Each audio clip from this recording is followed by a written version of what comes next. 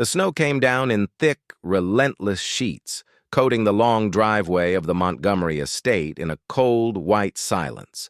At nearly 3 in the morning, the mansion looked like a postcard. Warm lights glowing behind tall windows, marble columns shining under the security lamps, everything calm and serene. But inside, Marissa Lane held her newborn son against her chest, her breath trembling as she stepped over the threshold. She moved carefully, afraid any sound might wake the ghosts in that house, the broken promises, the bruised hopes, the lies she had swallowed just to keep a family together. She had warned him. God, she had warned him so clearly. If you ever meet her again, Garrett, I will leave. I will leave with our child, and you will never see us the same way again. He had laughed back then, cupping her face gently, promising he would never betray her trust, promising she was all he wanted, promising he was done with Roxanne Vale, promising the kind of promises that only hold meaning in the mouth of a man who doesn't expect consequences. But consequences had arrived tonight, sharp as ice and just as unforgiving. On her phone, the live stream replayed again and again. A glittering party at the Ritz-Carlton, champagne glasses clinking, cameras flashing, laughter floating through the speakers. And then there he was, Garrett Montgomery, her husband, standing beside Roxanne in a silver gown, his hand at the small of her back as if it belonged there. Roxanne leaned into him with a triumphant smile. Garrett didn't push her away. He didn't even pretend discomfort. He acted like a man finally showing the world the woman he truly wanted. It wasn't the cheating that shattered Marissa. It was the humiliation. The realization that he no longer feared losing her. That he believed she was trapped now, financially weak, emotionally drained, vulnerable with a newborn child. He thought she would stay. He thought wrong. Her boots crunched softly on the frozen ground as she approached the waiting rideshare car, its headlights cutting through the storm. She tightened the blanket around her baby, whispering, "I'm sorry you have to see the world like this first, sweetheart. But Mommy is done being the quiet one." Behind her, the front door opened. For a split second, fear shot through her spine. But it wasn't Garrett.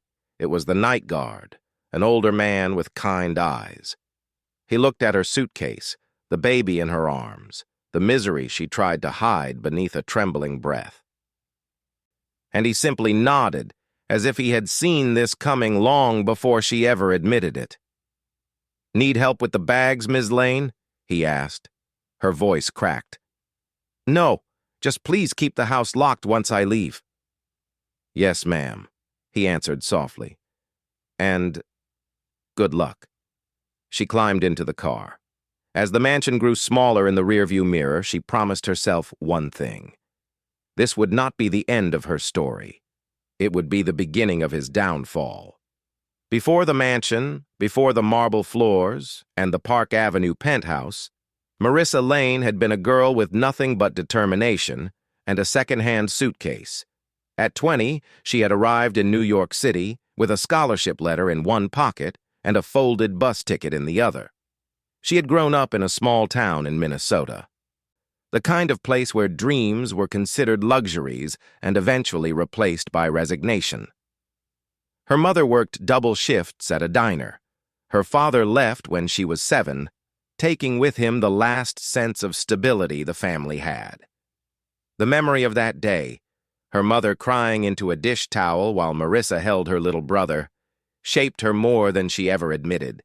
It carved something permanent inside her, a vow that she would never be abandoned again, never blindsided the way her mother had been.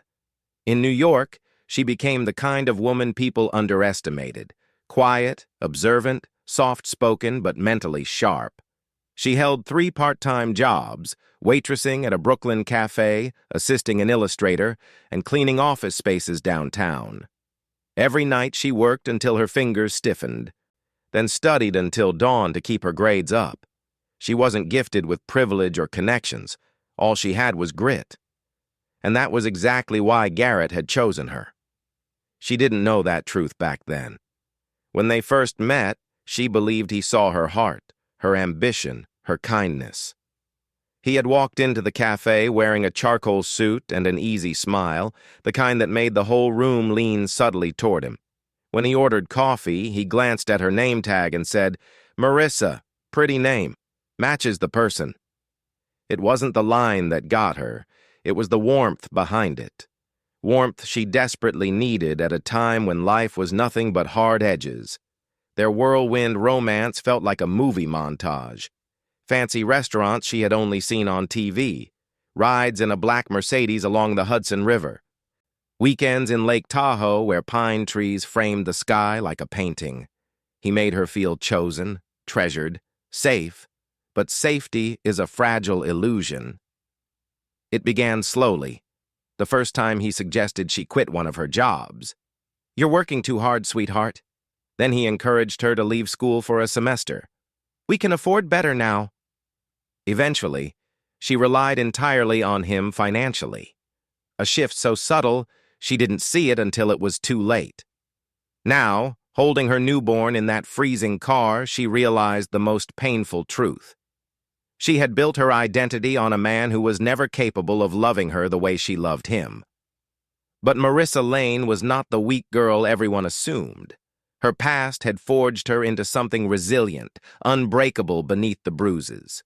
Life had pushed her down before, and she had gotten up every single time. This time would be no different. New York had always dazzled Marissa, even after years of living in the city. But she never imagined she would one day call a penthouse overlooking the Hudson River her home. Garrett Montgomery's world was made of glass walls, imported marble, and views so clean they looked unreal. The penthouse sat on the Upper West Side, 50 floors above the restless traffic. At night, the skyline glittered like a crown wrapped around the city, and the river reflected the lights like a sheet of moving silver. For outsiders, it was a dream. For Marissa, it became a cage, padded with luxury. The Montgomery mansion in Lake Tahoe wasn't any different. Secluded behind a line of towering pine trees, the estate had private docks, floor-to-ceiling windows, and a great room built around a stone fireplace taller than she was. She once walked those halls believing she had stepped into a fairy tale, but fairy tales have a way of curdling when the prince reveals himself to be something else entirely. It was in these immaculate spaces, wrapped in wealth, silence, and curated beauty, that Marissa slowly unraveled, while Garrett thrived.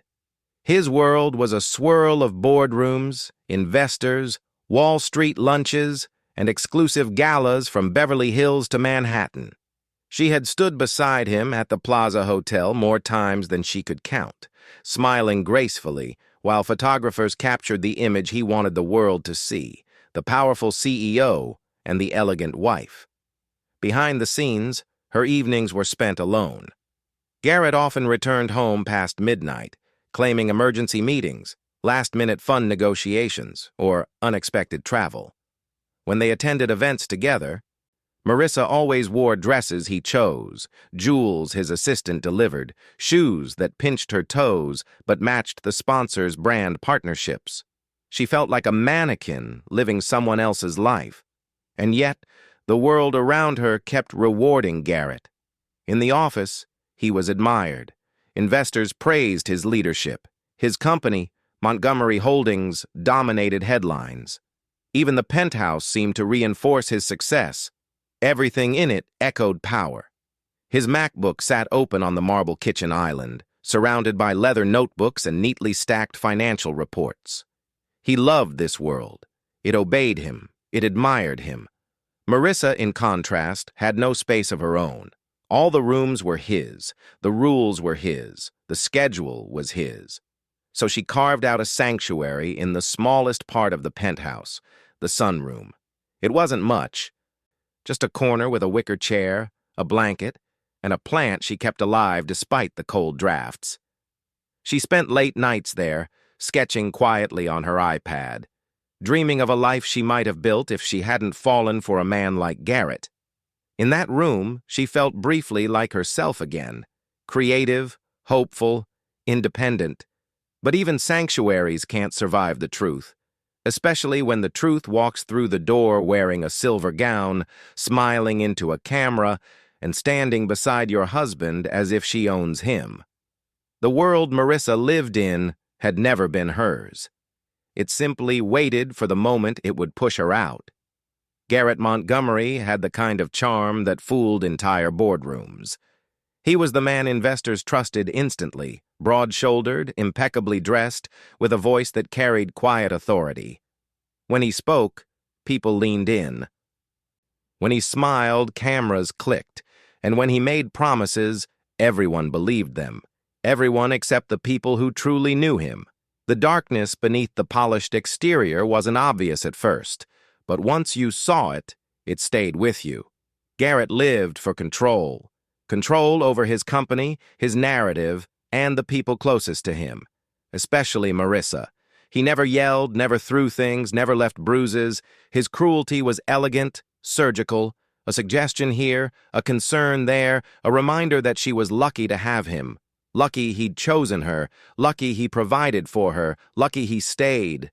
His money became the leash, his affection became the reward, his silence became the punishment. He curated his life like an art exhibit, precision, symmetry, perfection. And Roxanne Vale fit that gallery far better than Marissa ever could, at least in his eyes. Roxanne was everything the world loved to worship. High-cheekboned, camera-ready, wrapped in confidence and couture.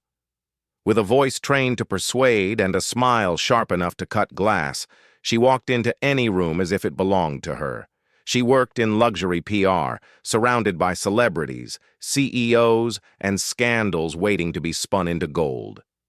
But behind her glittering image was a woman who believed power was oxygen, and she would suffocate without it. Years ago, Roxanne and Garrett had been entangled in a relationship that burned far too brightly. Their chemistry was reckless, consuming. She knew too much about his early business deals, the ones that weren't entirely legal. He knew too much about her past relationships, the ones she'd ruined for sport. They were a fire that could never burn in daylight. When Garrett married Marissa, the world assumed he'd chosen purity over passion, stability over chaos. Roxanne didn't mourn, she waited, and Garrett didn't forget. He kept Roxanne in the shadows, an open tab, an unresolved desire, a phone number he never deleted. For Roxanne, Marissa wasn't a person. She was an obstacle wearing soft sweaters and naive hope. Roxanne knew Garrett would eventually return. Men like him always do. And when he did, she would be ready, with documents he thought she destroyed, secrets he prayed were buried, and a plan sharp enough to carve out a future with him at the center, and Marissa erased cleanly from the frame. At first, Marissa thought Roxanne was just the other woman. She had no idea Roxanne was also the only person who could destroy Garrett or save him. No idea that Roxanne had helped cover up a financial scandal years earlier. No idea that Garrett was terrified of her as much as he was addicted to her. Together, they were dangerous. But separately, they were lethal. And Marissa was about to learn just how far both of them would go to keep their empire intact, even if it meant crushing her completely. The night it all unraveled was supposed to be a quiet evening. Marissa had just fed the baby and settled onto the couch, wrapped in a thin blanket, exhausted from another day of emotional heaviness. Outside the penthouse windows, New York glowed faintly under falling snow, soft and peaceful, completely unaware of the storm building on the other side of her phone screen. She hadn't expected any messages at that hour, especially not from an unknown number. The notification buzzed twice, sharp in the silence. She almost ignored it, thinking it was spam, until she saw the preview. "You deserve to know the truth." Her pulse skittered. She tapped the message, a link, a live stream. She hesitated only a second before pressing play. Music thundered through her speakers. Bright lights swept across a ballroom draped in gold and white. A luxury event. High profile, elite. The kind of place Garrett belonged to and she never felt comfortable in. The camera panned, capturing influencers, executives, and celebrities laughing over champagne. Then the host's voice rose above the crowd. "Ladies and gentlemen, the Montgomery Foundation is honored to have the brilliant Garrett Montgomery with us tonight." The room erupted in applause. Marissa froze. She had asked Garrett earlier where he was. He claimed to be in back-to-back meetings. "Long day, sweetheart. Nothing glamorous." His voice had been tired, strained, almost annoyed she even asked. But there he was, perfect suit, confident smile, champagne flute in hand, and standing beside him, Roxanne Vale. Her silver gown shimmered under the spotlights, her arm linked through his as if it belonged there. They looked coordinated, practiced, intimate. The crowd captured them with their phones like they were a celebrity couple emerging from hiding. Then the worst part came.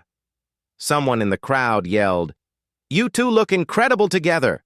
Roxanne laughed, tilting her head against Garrett's shoulder. And he didn't move away. He didn't even blink. Instead, he rested his hand on her waist. A gesture so natural, so familiar, it sucked the air out of Marissa's lungs. The comments on the live stream multiplied. "Power couple!" So they made it official? Guess the rumors were true. Rumors?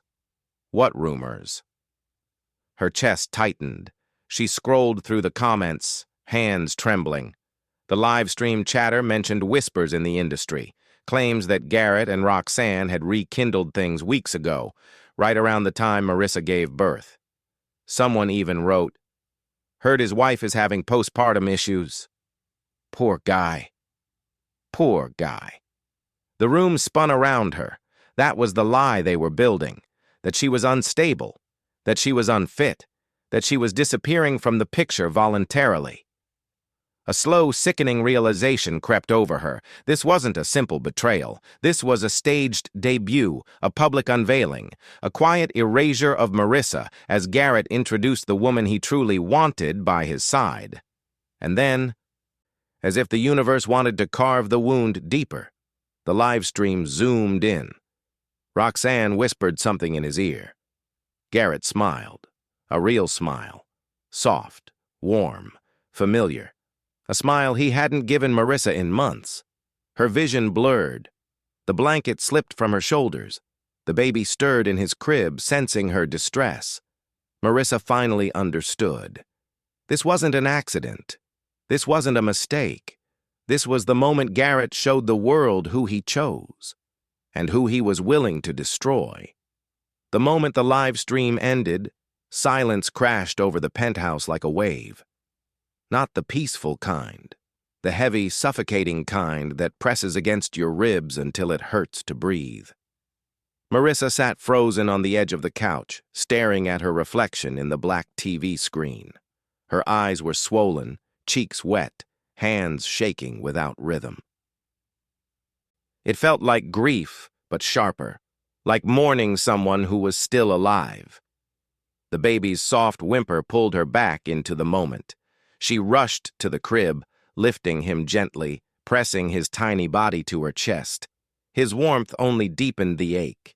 She had dreamed of this, building a family, protecting him, giving him what she never had.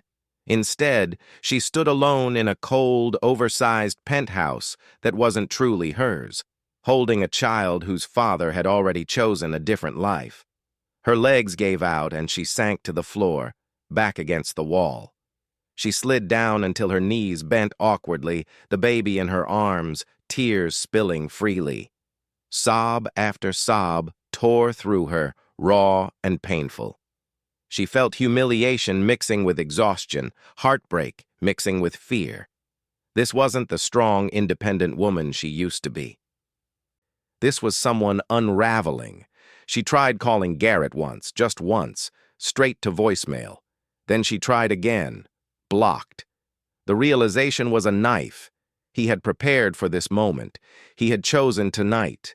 The live stream, the public appearance, the narrative, not a slip-up, not a lapse in judgment, a strategy. Her phone buzzed again, a message from an unknown number. She hesitated before opening it, but dread already crawled up her spine. "There will be stories about you tomorrow. Don't panic. It's just business." No signature. But she recognized the tone. Roxanne. Her lips trembled. A bitter taste filled her mouth. She clutched her son tighter, whispering, "I won't let them take you.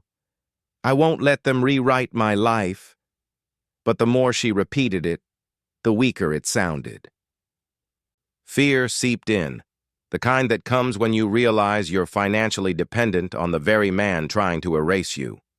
Garrett controlled the accounts. Garrett controlled the lawyers. Garrett controlled the narrative. And Roxanne controlled Garrett. The baby cried louder, sensing her panic. She rocked him desperately, humming a lullaby through broken breaths. Her tears dripped onto his blanket. She wiped them quickly, terrified of letting him feel her despair. Hours passed like that, rocking, crying, whispering promises she wasn't sure she could keep. At one point, she crawled to the sunroom, her sanctuary, hoping the familiar scent of eucalyptus and old books might ground her. But even that room felt tainted now, contaminated by the truth she couldn't unsee. Around dawn, her body finally went still, not calm, empty. A hollow quiet took over. She realized something devastating. Garrett hadn't just betrayed her. He had planned a life where she didn't exist.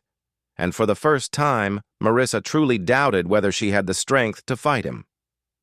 By late afternoon, Marissa had barely slept. Her eyes were swollen, her thoughts scattered, her body drained from tears she didn't remember shedding. She moved through the penthouse like a ghost, packing small essentials, diapers, formula, a few clothes, into a worn canvas bag she once used for art supplies. Her hands kept trembling, but she pushed through the fog because something inside her whispered, "You can't stay here, not one more night."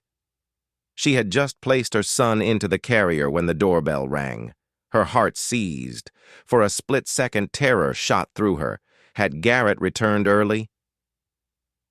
Would he justify everything with that smooth voice of his just long enough to convince her she was imagining the cruelty? But when she opened the door, it wasn't Garrett. It was Julian Ford, the last person she expected to see. He stood in the hallway wearing a charcoal coat, snow dusting his shoulders. His expression wasn't pity. Thank God she couldn't handle pity right now. It was something deeper, concern mixed with urgency. "Marissa," he said, voice low, steady. "I need you to come with me." She stiffened. "I'm not going anywhere with anyone tonight." He exhaled softly. "I watched the live stream." Heat flooded her cheeks like humiliation all over again. She looked away, blinking hard. "Everyone watched it." "No," he replied. "Everyone saw the affair. I saw the setup." She lifted her head. "Setup?" Julian reached into his coat and pulled out a sleek black folder. He didn't hand it to her. He held it tight as if the contents were too heavy to pass off casually. "Garrett and Roxanne have been planning your removal for months." Her stomach dropped. "Removal?" "They're building a case to take your son," Julian said bluntly. "They're claiming you're emotionally unstable. They hired a private evaluator, fabricated documentation, and the live stream was the final stage. Public sympathy for them, public doubt for you." Her knees nearly buckled. "How do you know all this?" "Because," Julian said carefully, "Roxanne tried the same strategy on me years ago." Marissa's breath caught. "That's not all." Julian finally held out the folder. "This, you need to see." With trembling fingers, she opened it. Inside were documents, emails, financial reports, transaction logs, all tied to Garrett, all tied to Roxanne. But one page stopped her cold. A contract, signed by Garrett, a secret financial agreement naming Roxanne as beneficiary. In the event something happened to Marissa, her blood ran ice cold. Is this real?" she whispered. Julian nodded. "I had someone verify it this morning. They weren't just replacing you in public, Marissa." He swallowed hard. "They were preparing to erase you permanently." The room tilted. She grabbed the doorframe to steady herself, adrenaline flooding her system. Julian stepped closer, voice firmer now. "I won't let them do it. I can protect you. But you need to leave this place before Garrett comes home." For hours she had felt powerless, drowning, defeated. But now she felt something she hadn't felt in months. Fight. And this time, she would not lose. By the time Julian drove her across the bridge into Brooklyn, the sky had turned a deep winter blue. Marissa sat in the back seat with her baby, holding him close, eyes still swollen from crying yet sharper than they had been in months. Something inside her had shifted, quiet but unmistakable. Fear was still there, yes, but beneath it pulsed a new resolve, steady and fierce. Julian pulled up in front of a modest brownstone, with warm porch lights glowing softly against the snow. Nothing like Garrett's penthouse, but it felt safe, real, human. He opened her door, lifting her suitcase with ease. "You can stay here," he said. "It's my sister's old place, vacant and off Garrett's radar." Marissa stepped inside, surprised by the gentle scent of lavender and old wood. It wasn't luxury. It wasn't marble or chandeliers, but it felt more like home than anything she'd had with Garrett in years. She laid her son in the borrowed crib Julian had rushed to assemble. Then, for the first time since the live stream, she looked at herself in the mirror above the fireplace. The woman staring back wasn't the broken version she'd seen last night. Her eyes still carried pain, but there was something new. A spark she thought motherhood and Garrett had smothered. Julian returned with a file of legal papers, but paused when he saw her. "You look different." She wiped her face. "I feel different." He handed her the documents.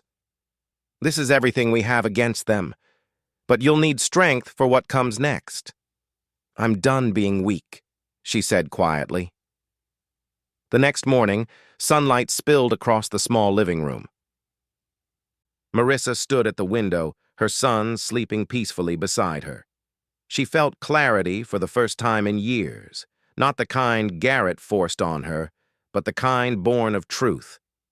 She knew letting fear dictate her life was no longer an option. She showered, washed the grief from her hair, and opened a box of clothes she hadn't worn in forever, the ones she bought before Garrett began curating her wardrobe.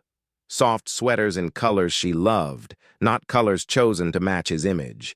Jeans that hugged her body just right, a coat she bought with her own paycheck the year she first arrived in New York. Piece by piece, she rebuilt herself. Later that afternoon, Julian drove her to a quiet law office in Midtown. Not the flashy kind Garrett used, but a small firm known for protecting victims of manipulation and financial abuse. The attorney listened carefully, eyes widening at the evidence. When Marissa signed the first affidavit, her hand didn't shake. "You understand," the attorney said. "What you're starting today will become public." Marissa nodded. "Good. Let the world know who he really is."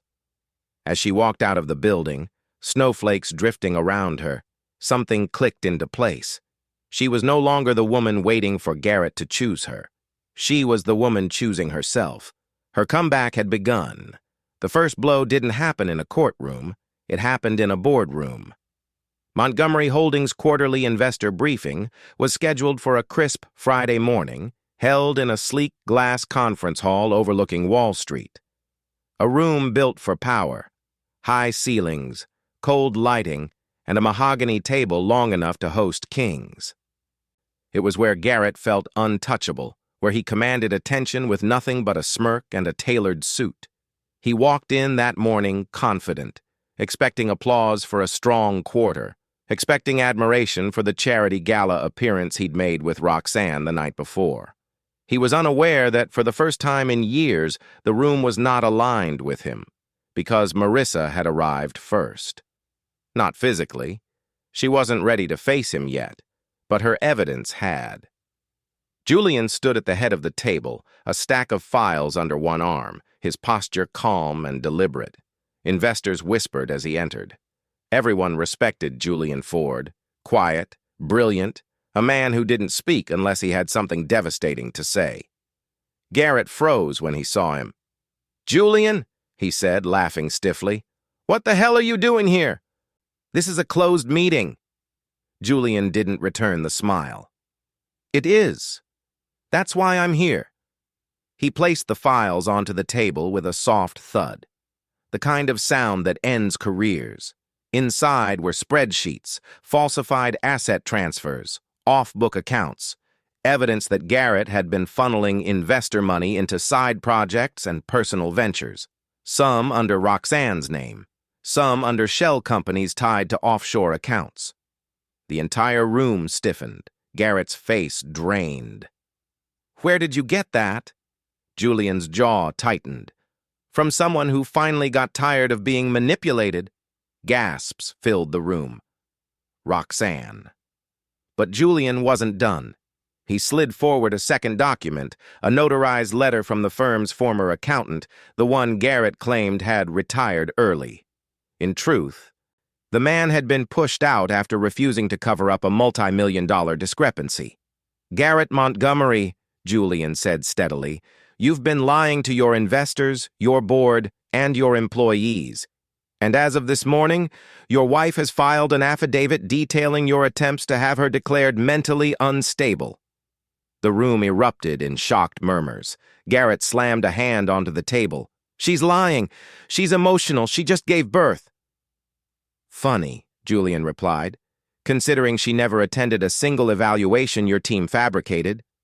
Investors exchanged uneasy glances. A few stood flipping through the documents with growing fury. Montgomery Holdings was powerful, but not powerful enough to survive this scandal intact. "What do you want?" Garrett demanded, voice cracking. Julian folded his arms. "Accountability. And a vote." The lead investor cleared her throat. "Effective immediately, I call for a vote of removal as CEO." Garrett's eyes widened. "What? You can't—" "We can," she interrupted. "And we will." Hands rose, one by one, almost unanimous. Garrett Montgomery, king of his empire, watched it crumble in real time. But this was only the beginning, because Marissa wasn't done, not yet. While Garrett's empire burned in the boardroom, another firestorm erupted on the outside, one he never saw coming. The news broke before he even stepped out of the building. Somehow, every major business outlet, from the Wall Street Ledger to the Manhattan Financial Chronicle, had obtained the same leaks: falsified accounts, misuse of investor funds, offshore transfers, and a detailed timeline of his affair with Roxanne Vale, complete with event attendance logs and hotel records. Garrett's phone vibrated uncontrollably. Notifications lit up the screen like sparks. He answered one call, just one. It was Roxanne. "You told them it was me," she hissed. Her voice was ice wrapped in satin. "You threw me under the bus. You leaked those files," he shot back. "You stabbed me first." Roxanne laughed bitterly. "Please, if I wanted you ruined, I'd send the rest of what I have." "The rest?" Garrett felt his throat close, but she didn't elaborate. She hung up without another word, leaving an echo of dread in her wake. Security ushered him through a back exit to avoid the reporters swarming the front entrance. Cameras flashed. Questions flew like bullets. "Mr. Montgomery, is it true you staged a mental health case against your wife? Did you use company funds to support your mistress? Is Montgomery Holdings facing federal investigation?" He shoved past them, sweat burning down his spine despite the winter air. This wasn't supposed to happen. He had planned every step, every narrative, every impression. He controlled everything. Except now, he controlled nothing. When he finally reached his penthouse, breathless and furious, he found the lights off. The air felt different, emptier. He stormed through the rooms, searching for traces of Marissa. Her clothes, her notebooks, her perfume, gone, all of it. Then he saw it. A single envelope on the kitchen counter. His name written in her gentle handwriting. He ripped it open. Inside was a simple note. You once told me I was nothing without you. Today, you learned the truth. You were nothing without me. No anger, no threats, just clarity, sharp enough to cut. But the note wasn't the real blow. Attached to it was a printed confirmation from a Midtown law office. Marissa Lane had filed for full custody and submitted evidence of his coercion, manipulation, and fraud. Evidence Julian had helped her gather.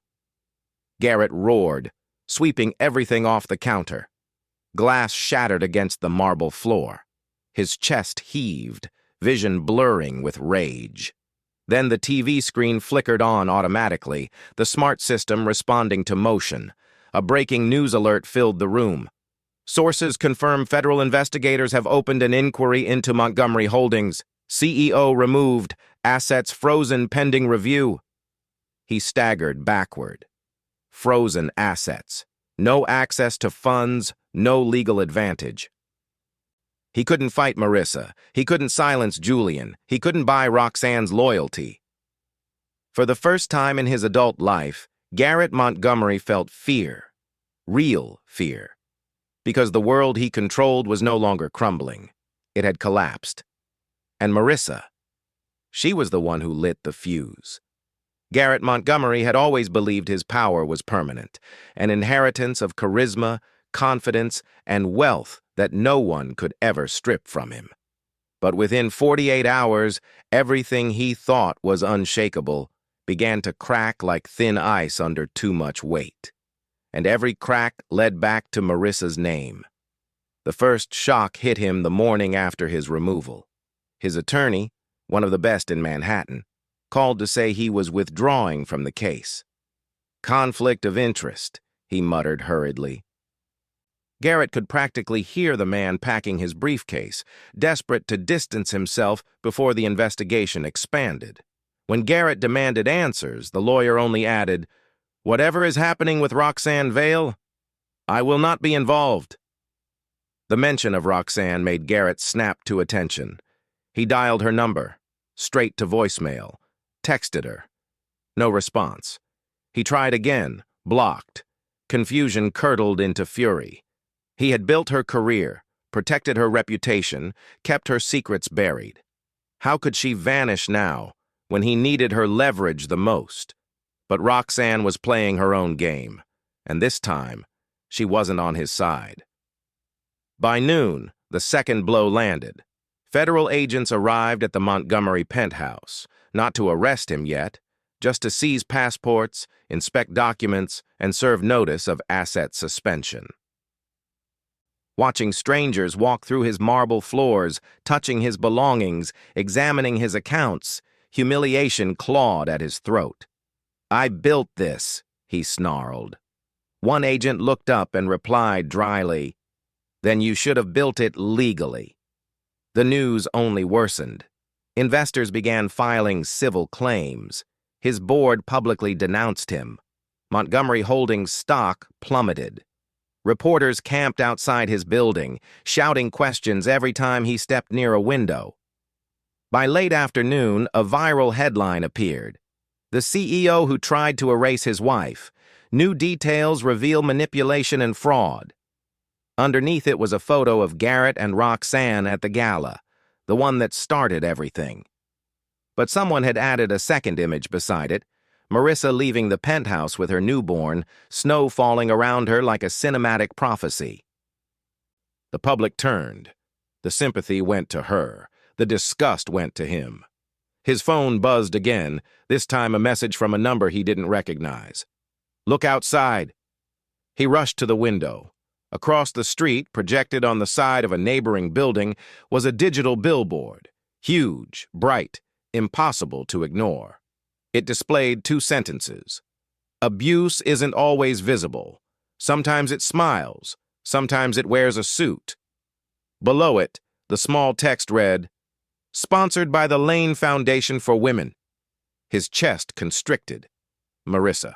She had moved faster than he imagined. He paced the penthouse, rage spiraling into dread. Everywhere he turned, walls felt closer, air tighter. He slammed cabinets, knocked over chairs, swept entire counters clean until glass covered the floor. But destruction didn't calm him. It only revealed how empty the penthouse had become without someone soft to stand in it.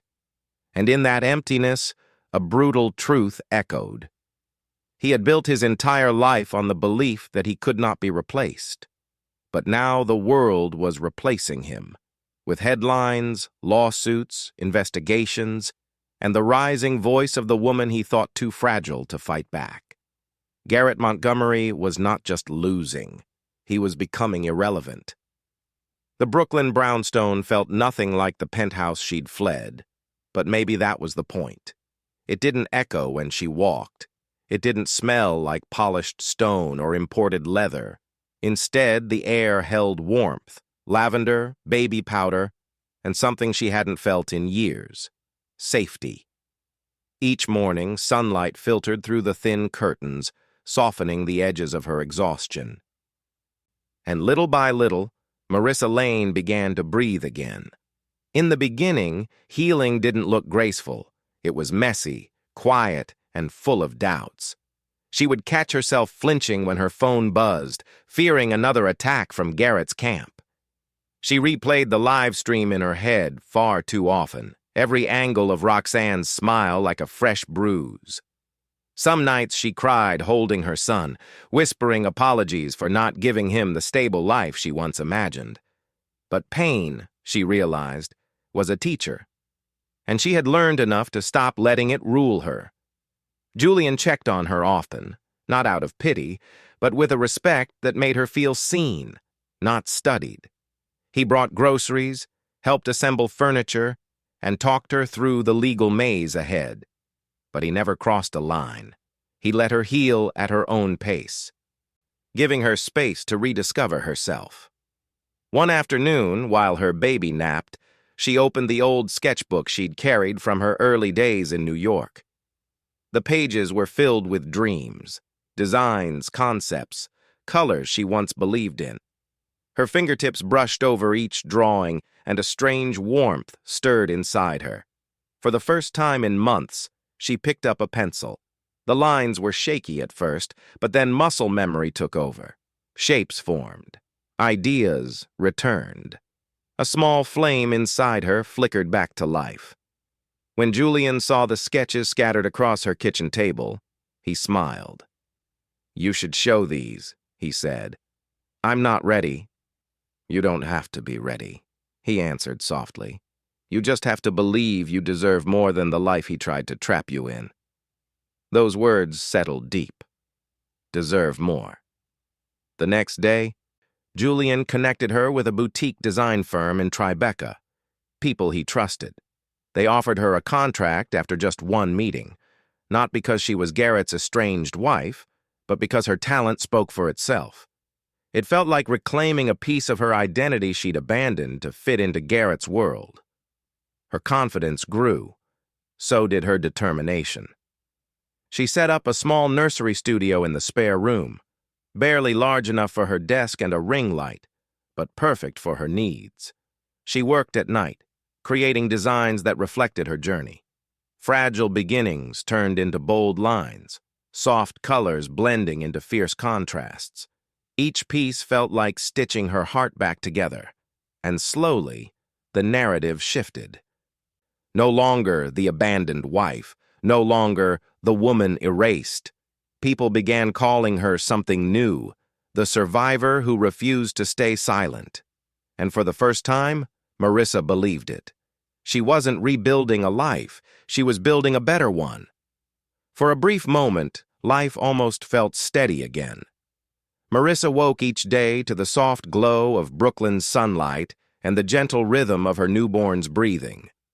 Her work was gaining traction, her confidence was returning, and the legal process, though heavy, seemed to be leaning in her favor. Garrett was losing ground fast, and the world knew it. But peace, as she learned long ago, has a short lifespan when someone like Roxanne Vale is involved. It began with a knock at her door, 2 sharp taps, firm and deliberate. Marissa froze with her baby in her arms, dread chilling her spine. Julian wasn't due to visit, and Garrett would never dare come here himself, not with federal agents circling his life. She stepped quietly toward the door and looked through the peephole. Her breath caught. Roxanne. She stood there like a vision carved from ice. Sleek hair pulled back, red lipstick flawless, wearing a long black coat that swayed in the winter wind. But for the first time since Marissa had known her, Roxanne didn't look victorious. She looked frightened. Against every instinct, Marissa cracked the door open 2 inches. "What do you want?" Roxanne exhaled shakily, her confidence slipping. "I need to talk to you."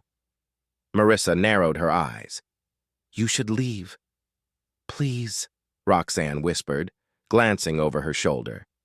"It's not safe for me to be out here." Marissa hesitated, weighing danger against curiosity.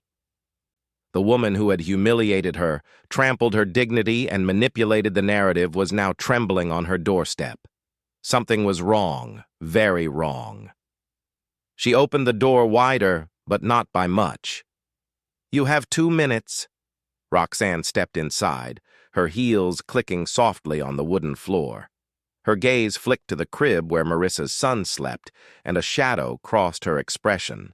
Not envy this time, but something closer to regret.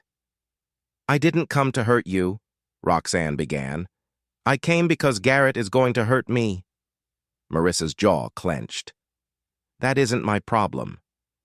"It is," Roxanne whispered, hands trembling as she pulled a small flash drive from her coat. "Because if he takes me down, he'll take you with him." The room went silent. Roxanne swallowed hard. "I have the rest of the files Julian doesn't know about. Garrett's offshore accounts, his plan to fake an international investment loss, his backup strategy if the investigation tightened." She lifted the flash drive with shaky fingers. "He's planning to blame everything on us, me, and you." Marissa stiffened. "On me? Why?" "Because," Roxanne said bitterly, "he told his lawyers that you manipulated him emotionally during the pregnancy, that you forced him into unsafe financial decisions, that you were unstable." The word stung, even though she expected it. "And he plans to leak proof," Roxanne added. "Fabricated, of course." Marissa's pulse pounded. "Why are you telling me this?" Roxanne's mask finally cracked. "Because I'm not ready to go to prison for a man who never planned to save me." The baby stirred. The room thickened with tension. Roxanne stepped closer, voice trembling. "Help me take him down, and I'll help you win everything." For the first time in their twisted history, the enemy wasn't standing against Marissa. She was standing beside her. For a long moment, Marissa simply stared at the flash drive in Roxanne's trembling hand. It felt surreal, almost laughable. The same woman who paraded herself beside Garrett, who humiliated Marissa on a global live stream, who helped steal her marriage and nearly her sanity, was now standing in her living room begging for protection. Life had a dark sense of humor. Marissa crossed her arms. "Why should I trust you? You helped him destroy me." Roxanne's voice faltered. "Because Garrett destroys everyone. Eventually." She took a shaky breath. "First he used me. Then he replaced me. Now he wants to bury me." Her eyes glistened, not with theatrical tears, but with panic she couldn't hide. "And if those files surface without context, I take the fall for all of it, not him." Marissa didn't respond. She didn't need to. The truth hung thick between them. Garrett was a threat to them both. Roxanne set the flash drive on the coffee table, hands unsteady. Everything you need to end him is on that drive. Offshore accounts, fake investor reports, evidence of witness intimidation, even emails he sent planning to discredit your mental stability. She paused, voice softening. I didn't know he would go that far. Not until it was too late. The baby stirred in his crib. Instinctively, Marissa stepped closer, protective. Roxanne watched her with a strange expression, something almost like guilt. You think you're the only woman he manipulated? Roxanne whispered. He promised me the world, too. Told me you'd never leave him. Told me you were emotionally fragile. Told me he had everything under control. Her shoulders sagged. But he underestimated you. And me. Before Marissa could answer, the front door opened quietly. Julian stepped in, his features tightening the second he saw Roxanne. What the hell is she doing here? Roxanne straightened, masking fear with old arrogance. Relax, Julian. I'm not here to start a war. You are a war, he shot back. Marissa raised a hand. She brought evidence, strong evidence. Julian's jaw clenched. You believe her? I believe Garrett is dangerous, Marissa said, and she knows enough to prove it. He exhaled, long and frustrated, but didn't argue. Roxanne lifted her chin. We can end him. Together. I give you everything I have, and you... She looked at Julian. You make sure I don't get erased in the process. Julian scoffed. You mean go to prison? Roxanne met his stare without flinching. I'm willing to testify. Against him. Publicly. Her voice cracked. I'm done being his shield. Silence filled the room. Heavy. Electric. For the first time, Marissa saw the truth. Roxanne was not an enemy anymore. She was a survivor crawling from wreckage, desperate to escape the man who nearly destroyed them both. Marissa picked up the flash drive. Fine, she said. But understand something, Roxanne. She stepped closer, eyes steady. If you betray me again, I won't give you a second chance. Roxanne swallowed. Fair. Julian looked between them, disbelief, caution, and a flicker of respect settling in. Then we move fast. Once Garrett realizes you two teamed up, he'll panic. And that's when he makes mistakes. For the first time, all three stood on the same side of the battlefield. Garrett Montgomery had no idea what was coming. The flash drive sat in the center of the coffee table like a ticking bomb, small, unassuming, but powerful enough to split Garrett Montgomery's entire world in half. Marissa stared at it, feeling the weight of everything it represented: betrayal, survival, leverage, and for the first time, control, real control, control she'd never been allowed to taste. Julian paced the room, hands in his pockets, tension radiating from every step. If we use this wrong, he warned, Garrett walks free, or worse, he spins it against you. Roxanne rolled her eyes as she sank onto the couch. He won't spin anything once this hits federal hands. Trust me. I know exactly how scared he is of these files. Marissa's gaze flicked to her. Then we do this smart, not fast. Julian stopped pacing. Smart means building pressure from multiple directions: legal, financial, public. We need him cornered on all fronts. Roxanne nodded. I can leak part of the story, just enough to rattle him, enough to make him panic. And panic leads to mistakes, Julian finished. Marissa felt her heart beat stronger. What about custody? That matters more than anything. Julian softened. This plan protects that too. Once the court sees Garrett's forged evaluations and his intent to destabilize your mental health record, the judge will rule in your favor, especially if Roxanne testifies. Roxanne winced. I know. I will. I'm not doing this out of kindness.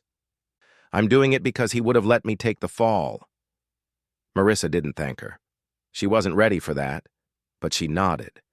a silent acknowledgement of shared damage. Julian pulled over a chair and sat across from them, leaning forward. Here's how it works. He held up 3 fingers. First, we compile everything into one airtight report. I'll take it to the federal investigators already circling him. Once they see a pattern, they'll widen the probe. He raised a second finger.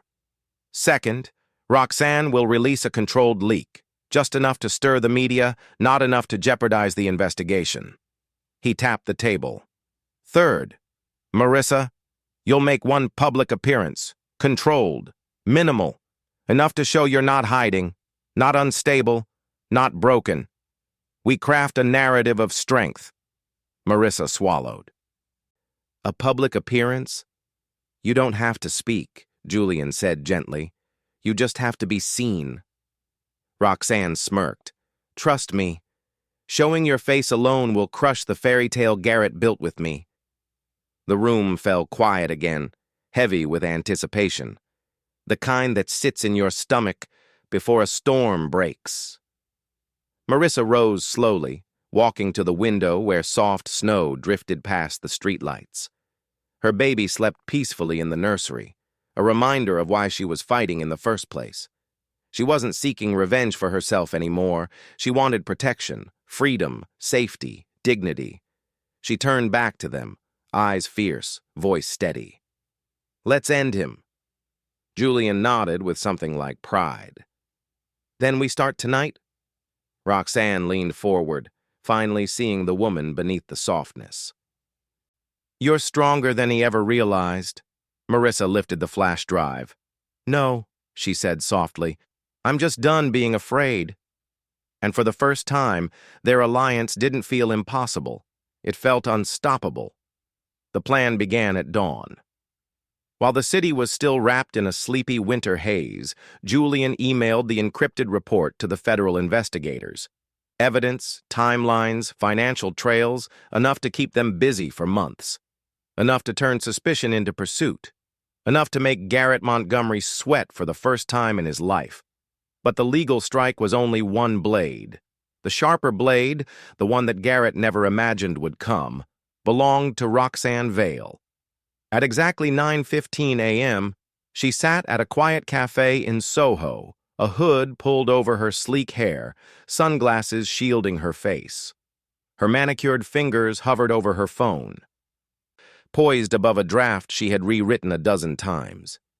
Not emotional, not vengeful, just factual enough to be explosive. A curated leak. She hit send. Within minutes, discreet entertainment blogs posted headlines. Anonymous insider claims Garrett Montgomery manipulated wife's mental health records. Financial whistleblower suggests CEO's mistress involved in shady transfers. Sources report tension between Roxanne Vale and Garrett Montgomery. By noon, the story jumped from gossip pages to mainstream outlets. By 1 o'clock, it reached global business media. By 2, Wow, Who is Garrett really was trending on every platform. Marissa watched the chaos unfold from the brownstone living room, her baby asleep against her shoulder. She wasn't celebrating. Not yet. But she felt something new. Control. Even if only for a moment. Julian entered with his laptop open. It's working, he said, breath slightly short as he scrolled. Public sentiment shifted overnight. People aren't seeing you as the abandoned wife anymore. They're seeing you as the wronged woman who finally fought back. Marissa didn't answer. Her gaze was locked on the TV, where a panel of legal experts debated Garrett's potential charges. Roxanne arrived moments later, slipping into the room with urgency. He knows it's me, she said bluntly. He's furious, calling everyone, threatening lawsuits. Let him threaten, Julian muttered. It makes him look guilty. Roxanne sat down, crossing her legs, but her hands shook. You don't understand. Garrett is dangerous when he's cornered. He'll try something desperate. Marissa finally looked at her. Then we stay ahead of him. Roxanne swallowed hard and opened her purse, pulling out a second flash drive, sleek, metallic, ominous. If the first leak rattled him, she said, this one will break him. Julian's eyes widened. What's on that? Proof he tried to frame Marissa as unstable, Roxanne whispered. The manipulated medical files, drafts of fake evaluations, emails to private investigators, even notes he dictated to his lawyer. A chill swept through the room. Marissa bit her lip. If we release that, it ends his custody claim completely. It ends more than that, Julian corrected. It ends his reputation. But the most shocking moment came next. Roxanne slid her phone across the table. A recorded voice memo. Garrett's voice, cold, calculated. If Marissa becomes a problem, we discredit her. If that fails, we remove her from public focus permanently. Marissa's blood ran cold. Julian's fists tightened. Roxanne whispered, Now do you see why I'm here? The room fell silent, not with fear, but with certainty. The first strike was done. The next one would finish him. The courthouse steps were colder than Marissa expected, a sharp wind sweeping through the narrow Manhattan streets as reporters clustered behind barricades. Cameras clicked like mechanical insects, hungry for a glimpse of the woman whose story had overtaken business headlines, gossip blogs, and primetime television. She kept her chin lifted, her son tucked safely in a carrier under Julian's protective arm. Today wasn't about fear. Today was about reclaiming her life. Inside, the family court echoed with murmurs as lawyers shuffled papers, judges conferred quietly, and clerks typed relentlessly. The weight of the moment pressed around her, but surprisingly, it didn't crush her. Maybe because she wasn't alone. Julian stood beside her, steady and grounded. Roxanne waited across the aisle, wearing a muted beige dress instead of her usual glittering armor. Vulnerable, but resolute. Garrett entered last. He looked nothing like the immaculate man she once adored. His suit was wrinkled, his hair unkempt, his eyes ringed with sleepless fury. When he saw Marissa, he tried to offer a reassuring smile, the same smile that once charmed her into forgiving him too easily, but now she recognized it for what it was, manipulation dressed up as affection. The judge entered, calling for silence. Mrs. Lane, the judge began, your petition seeks full custody on grounds of coercion, emotional manipulation, and falsified psychological evaluations allegedly orchestrated by Mr. Montgomery. A hush fell. Garrett's attorney rose. Your Honor, these accusations are outrageous. My client has always acted in the best interest of his family. We have no evidence of— We do, Julian interrupted calmly. He approached the bench with a thick binder, neatly tabbed, meticulously prepared. Inside were emails, time-stamped drafts of fabricated reports, payment records to private investigators, and the most damning piece of all, the voice memo Roxanne provided. Julian pressed play. Garrett's recorded voice filled the courtroom. If Marissa becomes a problem, we discredit her. If that fails, we remove her from public focus permanently. Gasps rippled through the gallery. Garrett lunged forward. That was taken out of context. But the judge raised a hand. Sit down, Mr. Montgomery. Julian wasn't finished. Next came Roxanne. She stepped forward, hands clasped, voice trembling but clear. I participated in falsifying documents, under Garrett's direction. He told me Marissa was unstable and that she needed to be handled. I believed him, until he tried to replace me and made me the scapegoat. Her confession struck like a hammer. Garrett's attorney stuttered. Your Honor, this woman is a cooperating witness, the judge cut in, and her testimony aligns with the documented evidence. Finally, Marissa approached the stand. She didn't cry. She didn't shake. She spoke softly, truthfully, from a place deeper than anger. I'm not asking for revenge, she said. I'm asking for safety, for my son, for myself. and for the chance to rebuild a life free from control.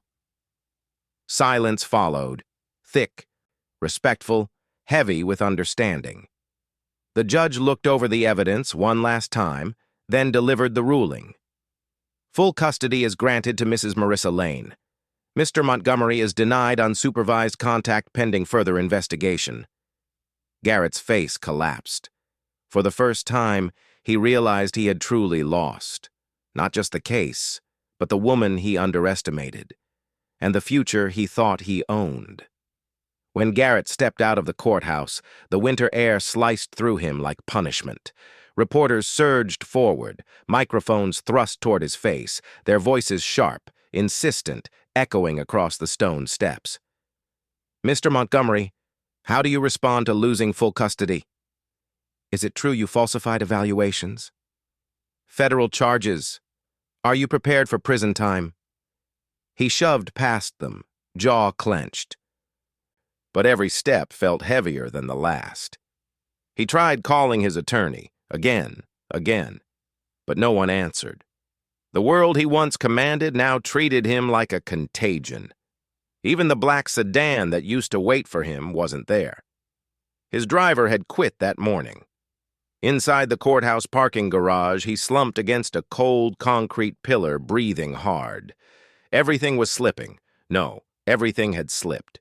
His company, his reputation, his wife, his son, and most humiliating of all, his control.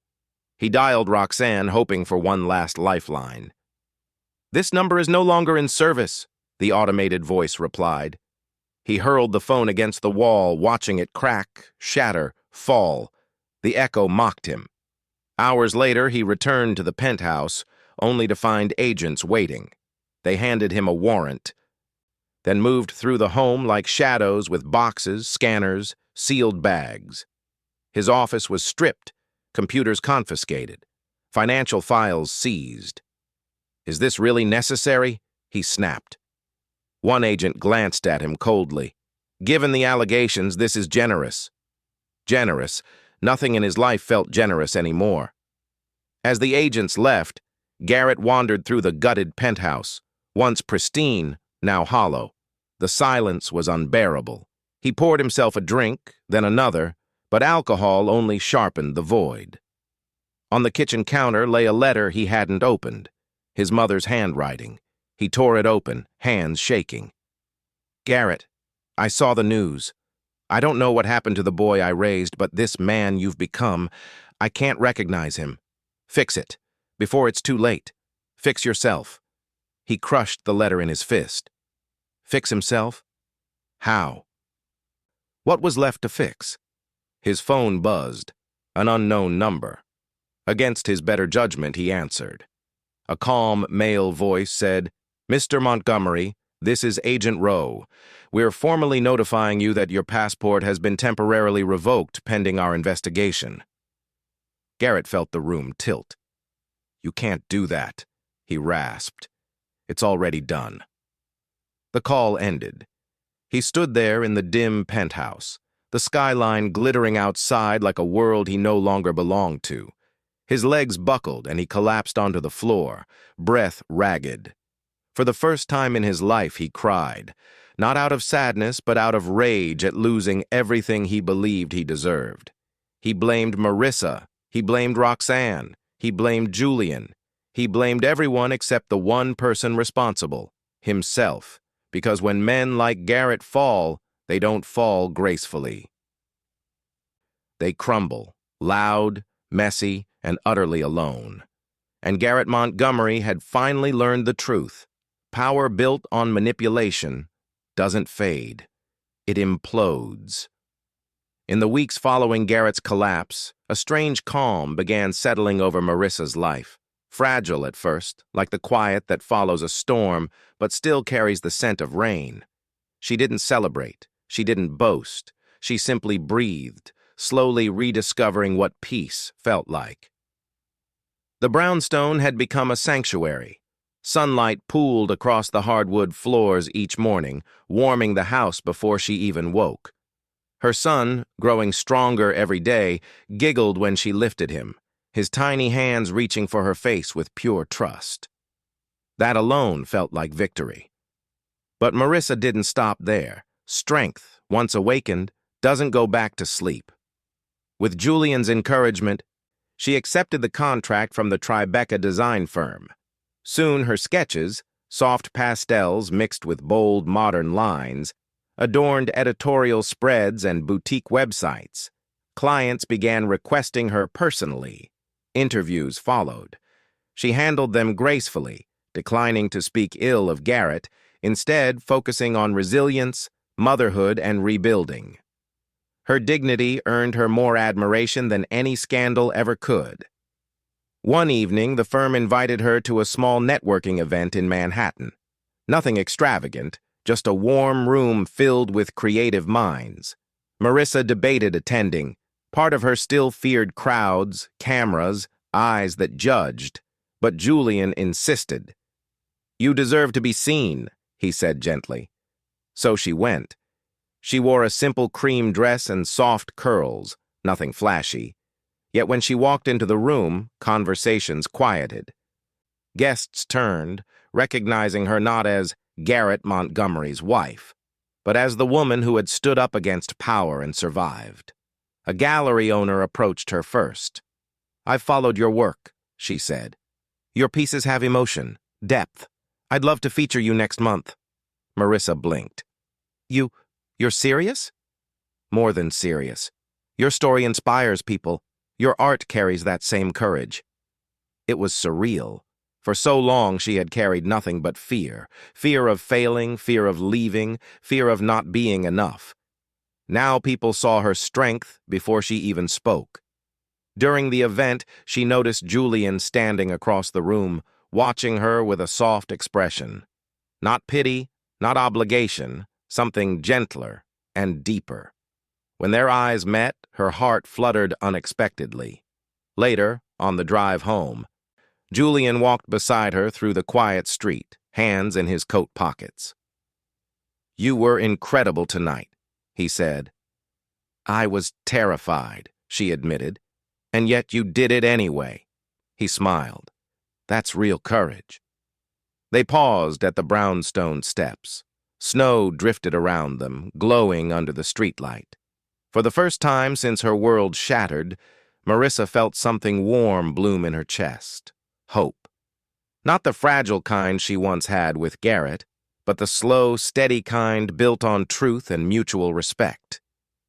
"You rebuilt yourself," Julian said softly, "piece by piece. You should be proud." She looked at him, really looked, and realized he had been standing beside her not to save her, but to support her while she saved herself. "Thank you," she whispered. Her future no longer felt like a battlefield. It felt like a beginning. Spring arrived gently, softening the edges of New York with pink blossoms and warmer breezes. For the first time in a long time, Marissa felt the season match her heart. Life was no longer something she feared waking up to. It was something she looked forward to, slowly, intentionally, joyfully. Her design career bloomed faster than she anticipated. The gallery opening in Tribeca was packed, walls lined with her artwork, pieces reflecting her journey from fear to freedom. Critics praised her emotional depth. Clients lined up. For once, the attention didn't overwhelm her. It empowered her. She walked through the gallery with her son on her hip, his small hand reaching for her necklace. Guests greeted her with admiration, not pity, and every time someone congratulated her, she whispered a quiet thank you to herself for surviving. Garrett's fate unfolded simultaneously, like a grim parallel story. Unable to cover the costs of mounting legal battles, he sold the penthouse. Federal investigators uncovered more than anyone expected, old crimes he thought were buried forever. He faced trial, not as a powerful CEO, but as a man exposed. Headlines that once worshipped him now used words like fraud, coercion, abuse, and fall from grace. He asked to see their son once. The court denied it, not out of spite, out of protection. Meanwhile, Roxanne Vale slipped away from the spotlight. After testifying, she accepted a deal, reduced charges in exchange for truth. She relocated to a quiet town upstate. No press, no glamour, just a simpler life she didn't know how to live. Perhaps that was her own version of accountability. Not destruction, just the absence of everything she used to crave.